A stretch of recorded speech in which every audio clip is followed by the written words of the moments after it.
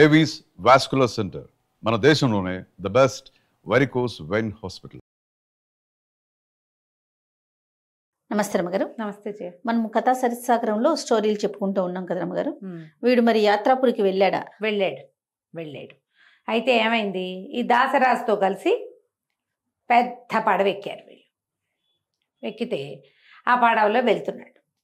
ఏవో రకరకాల కబుర్లు కాకరకాయలు చెప్పుకుంటారు కదా. ఇతను ఈ ఊర్లో తిరిగేటప్పుడు వీళ్ళ మేనమామ కొడుకు ఒకడు కనపడ్డాడు ఇక్కడ దాసరాజు శక్తివేగుడికి.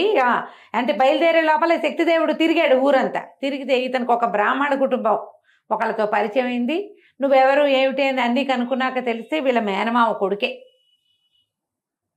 అతను ఎన్ని రోజుల్లో వీడిని దగ్గర కూడా పెట్టుకున్నాడు. తర్వాత పడవ బయలుదేరింది, పడవతో బయలుదేరాడు. ఈ బయలుదేరిన తర్వాత ఏమైంది, ఆ సముద్రంలో వెళ్తూ ఉంటే సడన్గా సముద్రంలో ఎట్లా కనపడిందంటే రెక్కలు సాసుకున్నది ఏదో పైకి వస్తున్నట్టు కనిపించింది. ఇతను చూశాడు. చూసి పరిగెత్తుకుంటూ వెళ్ళాడు దాసరాజు దగ్గరికి. ఏదో కనపడుతోంది, అదేమిటి అని అడిగేసరికల్లా అప్పుడు అందరూ చూసుకున్నారు. వటవృక్ష దేవుడు ఆయన, అదొక మర్రి చెట్టు సముద్రంలో నుంచి పైకి వచ్చినట్టుగా ఉంటుంది. దాని పక్క నుంచి ఒక అగాధం ఉంది. తప్పుకుని వెళ్ళచ్చు, వెళ్ళగలిగితే దొరికిపోవచ్చు. ఏం చెప్పాడు ఈ వటవృక్ష దేవుడు, ఆయుష్ ఉన్నవాడే ఇక్కడ బతుకుతాడు, లేనివాడు చేయగలిగేది ఏం లేదు అనగానే దుఃఖం వచ్చింది. నేను ఒకసారి అందులో పడ్డా, ఏదో చేప కడుపులో చేరాను, ఎటకొచ్చా, ఇప్పుడు మళ్ళీ ఏదిలా అయిపోతుంది. అయితే ఈయన ఏమన్నాడంటే, నన్ను క్షమించు, ఈ దారిలో ఈ ప్రమాదం ఉంది, నువ్వు ఆశావహుడివి, నీకు వీలైతే ఒక మర్రి చెట్టు కొమ్మాన్ని పట్టుకుని నీ ప్రాణాలు కాపాడుకో ఓకే అని చెప్పాడు. ఈ పడవలో చాలామంది జనమేం లేరు, ఎందుకంటే వీళ్ళు దీనికోసమే బయలుదేరారు. పడవ మాత్రం అగాధంలో పడిపోయింది. ఈ దాసరాజు ఉన్నాడుగా సత్యవ్రతుడు, ఆయన అందులో పడిపోయాడు. కానీ ఈ మన కుర్రాడు శక్తిదేవుడు మాత్రం ఇతను సరిగ్గా అది మలుపు తిరిగి వెళ్తూ ఉండగానే చేతికి అందిన ఒక మర్రి బూడ పట్టుకుని ఆ మర్రి చెట్టు మీదకి చేరిపోయాడు. విపరీతంగా దుఃఖం వచ్చింది. ఎంత ఏడ్చాడో ఆ చెట్టు మీద కూర్చుని. ఇదేం కర్మ, ఎక్కడ నా ఊరు, ఏమిటి నేను ఇక్కడికి వచ్చాను, నా వల్ల ఈయన పోయాడే, నేను అడగకపోతే ఆయన వెళ్ళేవాడే కాదు,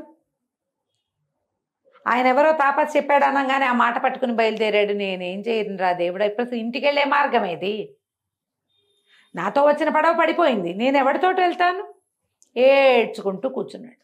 ఆ చెట్టు మీద కూర్చుంటే తనకి ఉండుండి పిచ్చి గాలి వస్తున్నట్టు తెలిసింది. ఏమిటా అని చూస్తే పెద్ద పెద్ద రెక్కలున్న పక్షులు వాలుతున్నాయి ఆ చెట్టు మీద, గూళ్ళున్నాయి, ఇంతంత గుడ్లు. ఇతను కింద భాగంలో దాక్కున్నాడు. అయితే ఆ పక్షులు మానవ భాషలో మాట్లాడుతున్నాయి. గండభేరుండాలంటారు, గండభేరుండ పక్షి. మనకు ఆ గండభేరుండం ఏమిటో తెలియదు, భేరుండమే బాకి వస్తుంది. ఆ గండభేరుండాలు కేవలం ఈ కథల్లోనే కనపడతాయి. అతిపెద్ద పక్షులు, రాక్షస పక్షులు.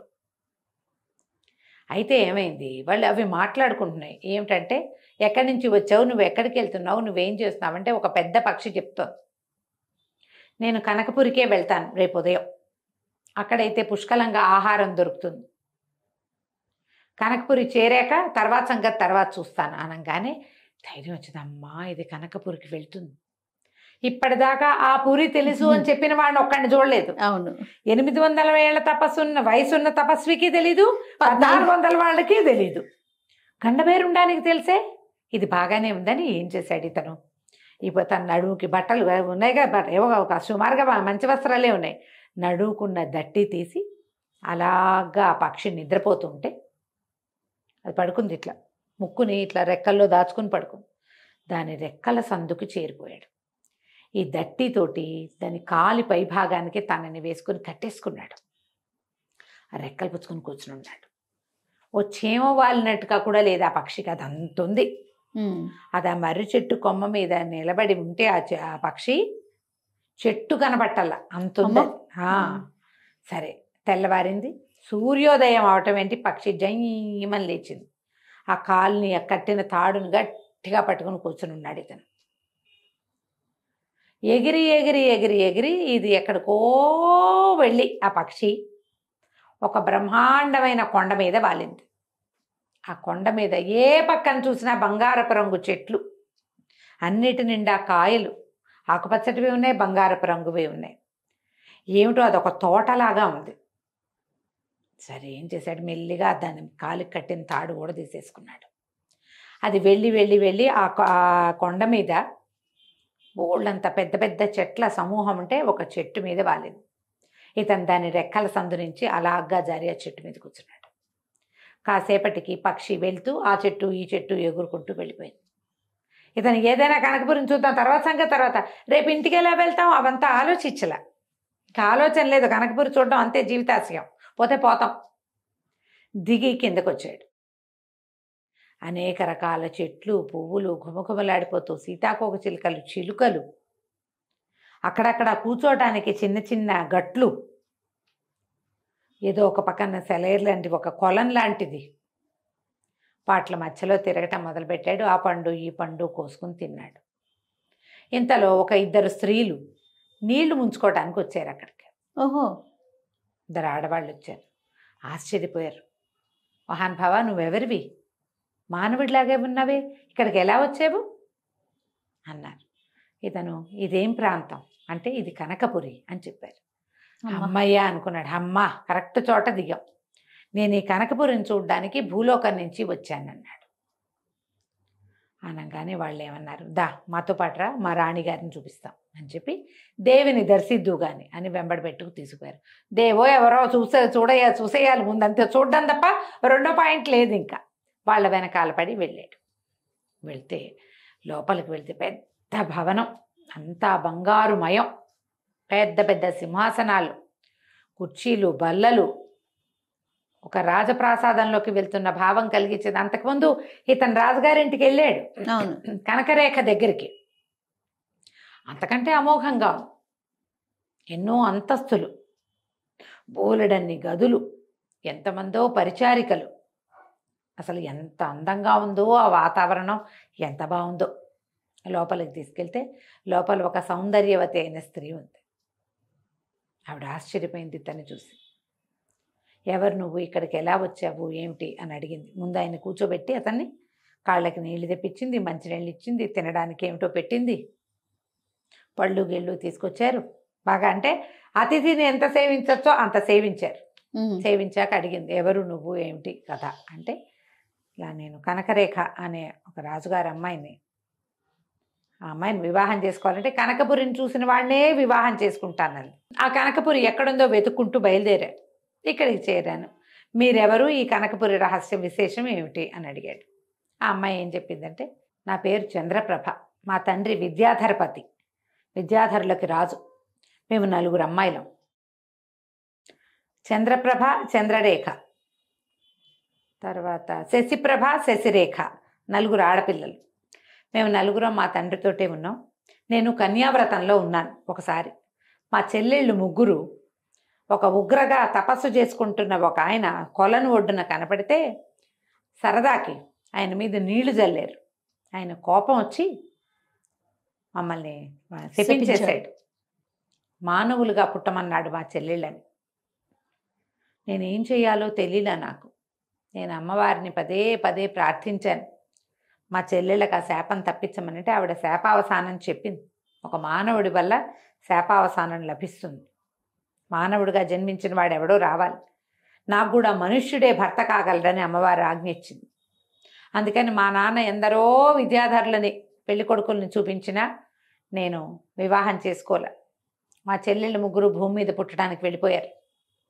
నేను ఇక్కడే ఉండిపోయాను.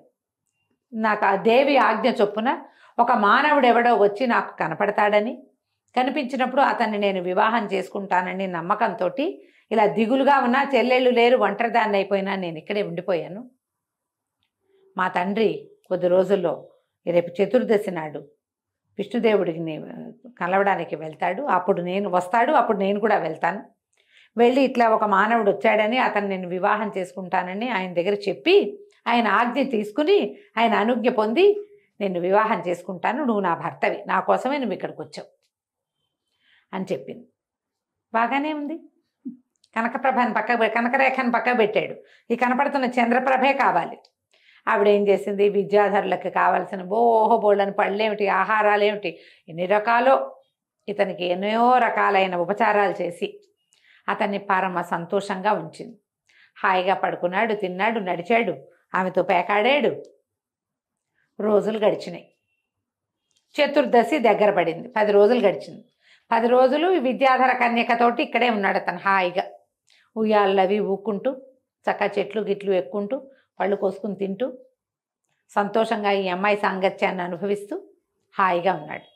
చతుర్దశి దగ్గర పడింది.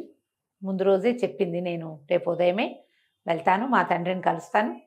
మరి ఆయన అనుజ్ఞ తీసుకుని మనం వివాహం జరుపుకునేందుకు విష్ణుదేవుడి దగ్గర కూడా అనుజ్ఞ తీసుకోవాలి. మానవుడిని విద్యాధరులు పెళ్లి చేసుకోవాలంటే ఆజ్ఞ కావాలి కదా. కాబట్టి నువ్వు ఇక్కడే ఉండు, నేను ఉండను. నువ్వు పై అంతస్తులో కింద అంతస్తులో తిరగచ్చు, తోటలో హాయిగా విహారం చేయి, నీ ఇష్టం.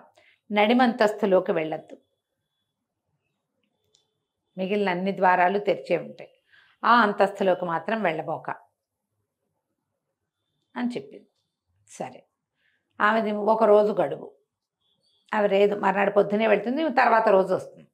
తెల్లవారేసరికల్లా రోజు కబుర్లు చెప్పుకోవడానికి ఓ పిల్లుండి పైకి కిందకి తిరుగుతూ తింటూ కబుర్లు చెప్పుకుంటూ నడిస్తే బాగానే ఉంది. ఒకళ్ళే ఉంటే కబుర్లేవి కాకరకాయలు ఏమీ లేవు.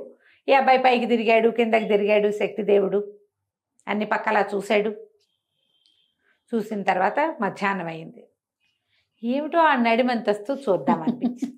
మనిషి బుద్ధి కదా, మనిషి బుద్ధి. మధ్యలో అది చూడాలి, ఎలాగా, ఎట్లా మధ్యది చూడాలి. సరే, బాగా ఆలోచించి చూస్తే ఏమవుతుంది అని చెప్పి ఆ మధ్య అంతస్తులోకి వెళ్ళాడు. వెళ్తే అదొక పెద్ద హాల్ లాగా ఉంది. ఏదో తలుపు వేసింది. తీయటానికి ప్రయత్నం చేస్తే తలుపు తీయబడింది. అది ఒక పెద్ద గది. దాంట్లో ఎంత అలంకారం ఉందో, ఎంత బాగుందో, ఎంత కళగా ఉందో. వరుసగా 3 మంచాలు ఉన్నాయి. మంచాల మీద ఎవరో పడుకున్నారు. దగ్గరికి వెళ్ళాడు. ఆ దుప్పటి తొలగించి చూశాడు. వాళ్ళు ముసుగేసుకుని చూసేసరికల్లా కనకరేఖ కనిపించింది. ఇక్కడ ఏ కనకరేఖ కోసం ఇదంతా ప్రయత్నం చేసి తన కనకరేఖను అక్కడ చూసొచ్చాడు. ఆవిడే ఇక్కడ ఉంది, ఆమె ఇక్కడ పడుకున్నది. ఇదేమిటి తెల్లబోయాడు, ఇదేమిట్రా అని. ఇవి 3 మండపాల్లాగా ఉన్నాయి. వరుసగా మంచాలు ఉన్నాయి కదా, ఇది ఒక మండపంలో, తర్వాత ఇంకో మంచం, తర్వాత ఇంకో మంచం ఉంది. అక్కడ బతికున్న పిల్ల ఇక్కడ చచ్చిపోయినట్టు పడుకుంది ఏమిటి అనిపించింది. నడిచెళ్ళాడు. ముందు తీస్తే అక్కడ ఇంకో సౌందర్యవతి పడుకుంది. ఇంకో మండపంలోకి వెళ్తే అక్కడ ఇంకో అందగత్తి ఉంది. 3 ఉన్నారు. ఈవిడేం చెప్పింది, నాకు 3 చెల్లెళ్ళు అంది. వీళ్ళు ఇక్కడే ఉన్నారే, అర్థం కాలేదు. ఈయన బయటకు వచ్చాడు. ఆ 3వ నడిమి భవనంలోకి వెళ్ళి, నడిమి అంతస్తు అంటే ఫుల్ ఫ్లోర్ కాదు, అది మధ్యలో భవనం అనమాట. దిగొచ్చేసాడు. దిగొస్తే ఒక రత్నాల బావి, దాని దగ్గర ఒక చక్కటి గుర్రం నిలబడి ఉంది. ఎంత బాగుందో గుర్రం. దాని మీద మంచి జీను అది వేయబడి ఉంది. ఈ రత్నాల బావి అంటే బావి ఉండి చుట్టూతా ఏమన్నా ఇది ఉంటుందిగా, అంతా రత్నాలు పోసి ఉండే, తగతగలాడుతోంది. ఈ ముందు గుర్రం ఎక్కుదాం అనుకున్నాడు. వెళ్ళి ఆ గుర్రం ఎక్కేసరికి ఆ గుర్రం ఏం చేసింది, అది ఒక్క విసురున ఇతన్ని ఆ బావిలోకి తోసేసింది. ఢామన్ బావిలో పడ్డాడు. బావిలో పడి మునిగిపోయి అతను ఇట్లా కళ్ళు అవి చేసుకుని పైకి తేలేసరికల్లా వర్ధమానపురంలో తేలాడు. వాళ్ళ సొంత ఊరు వర్ధమానపురంలో ఒక కొలను చెరువులు ఉన్నాయిగా. అదే ఆశ్చర్యపోయి, ఇదేమిటి ఇదంతా ఇటా ఉంది, వర్ధమానపురం వచ్చానే అని ఆశ్చర్యపోయాడు. లేచి బయటకు వచ్చాడు. బయటకు వస్తే సరే ఊళ్ళోకి వచ్చాడు. జనం అంతా మనకు తెలిసిన వాళ్ళే, మన ఊరే అంతా మందే. అక్కడక్కడ ప్రకటనలు కనపడుతున్నాయి. బ్రాహ్మణుడు కానీ క్షత్రియుడు కానీ ఎవరైతే కనకపురం చూసొస్తారో వాళ్ళకి రాజు తన కన్యని ఇవ్వగలడు అని. వెళ్ళాడు. మళ్ళీ వెళ్ళి నేను కనకపురం చూసొచ్చా అని చెప్పాడు. చెప్పగానే రాజుగారు కూతురికి కబురు చేశాడు. ఇతను అబద్ధం చెప్తాడు, కిందటిసారి అబద్ధం చెప్పాడంటే చూద్దాం, మళ్ళీ ఇన్నేళ్ళకి వచ్చాడుగా, 3 రోజులు అయిపోయింది, సంవత్సరం పైన 2 ఏళ్ళు గడిచిపోయింది. లోపలికి ప్రవేశపెట్టారు. ప్రవేశపెట్టాక లోపలికి వెళ్ళాడు. అమ్మాయి కనకరేఖ కనపడింది. నువ్వు చూసావా కనకపురి? తను అన్నాడు, చూశాను. ఈ నిలబడి ఉన్న ఈ అమ్మాయి యొక్క మృతదేహాన్ని చూశాను కనకపురిలో నేను. అక్కడ ఇప్పుడు చక్కగా కనిపిస్తోంది కదా, ఈ స్త్రీని నేను అక్కడ మృతురాలిగా మంచం మీద పడుకుని ముసుగు కప్పుకొని ఉన్న స్వరూపంలో చూశాను. నాకు కుతూహలంగా ఉంది, ఏమిటి ఇది తెలుసుకోవాలని. అందుకే వచ్చాను నేను, వివాహం ఆడడానికి కాదు అనగానే అమ్మాయి ఆశ్చర్యపోయింది. నువ్వు చూసావా? చూశాను. నీతో పాటు ఇంకొక 2 కన్యకల్ని కూడా చూశాను నేను.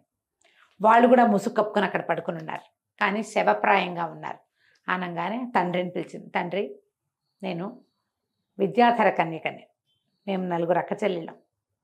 మాలో 3 ఒక ముని శాపానికి గురయ్యి భూలోకంలో పుట్టవలసి వచ్చింది. శాపవశాత్తు మీ ఇంట్లో పుట్టాను నేను. ఎవడైతే నన్ను చూసి నా మృతదేహాన్ని చూస్తాడో అతడే నా భర్త అని నా శాపావసానం అదే.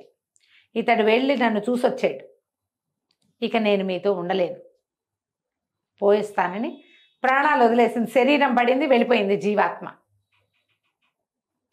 ఇక రాజభవన్లో బోర్మని ఏడుపులు మధ్య చచ్చిపోయింది రాజకుమార్తె. ఇంకేముంది, అందరూ ఏడవటం మొదలుపెట్టారు. వికమహం వేసుకున్నాడు. అయ్యో, ఈ అమ్మాయి ఏదో అందగైతే ఈ రాజకుమార్తెని పెళ్లి చేసుకుందామని అక్కడికి వెళ్ళాను. అక్కడికి వెళ్ళి ఆ అమ్మాయిని వదిలిపెట్టుకుని ఇక్కడికి వచ్చేసాను. పోనీ ఇదైనా దొరుకుతుంటే ఇది పోయిందే. ఇది దొరకపోతే పోయింది, అదేదో దొరికింది అనుకున్నా. 2 ప్రియురాళ్ళు 2ని పోగొట్టుకున్నాను. అమ్మాయి ఎంతో అందంగా ఉంది, ప్రేమగా ఉంది, పోయింది. ఇది పెళ్లి చేసుకోవడానికి రెడీ. ఇప్పుడు నేను అక్కడికి వెళ్ళి వచ్చాను కాబట్టి ఇది పెళ్లి కూతురు, ఇది పోయింది. నేనేం చేయను? శక్తిదేవుడు బయటకు వచ్చేసాడు. రాధా తను ఏమనలా. తనకేమనిపించింది, ఎలాగైనా మళ్ళీ కనకపురికి వెళ్ళిపోవాలని, మళ్ళీ వెళ్ళాలి. మరి ఇప్పుడు అక్కడ అమ్మాయినైనా తెలిసిందిగా దారి, అక్కడికి వెళ్ళాలి. ఆ వెళ్ళడానికి ఏదో ఒక మార్గం ఆలోచిద్దామని మళ్ళీ బయలుదేరాడు. బయలుదేరిన వాడు కనకపురిని చేరాడా లేదా, ఈ పోగొట్టుకున్న 2 అమ్మాయిల్ని శక్తిదేవుడు సాధించాడా లేదా, మనం వచ్చే భాగంలో తెలుసుకుందాం. తప్పకుండా రమ్మగారు. నమస్తే. నమస్తే.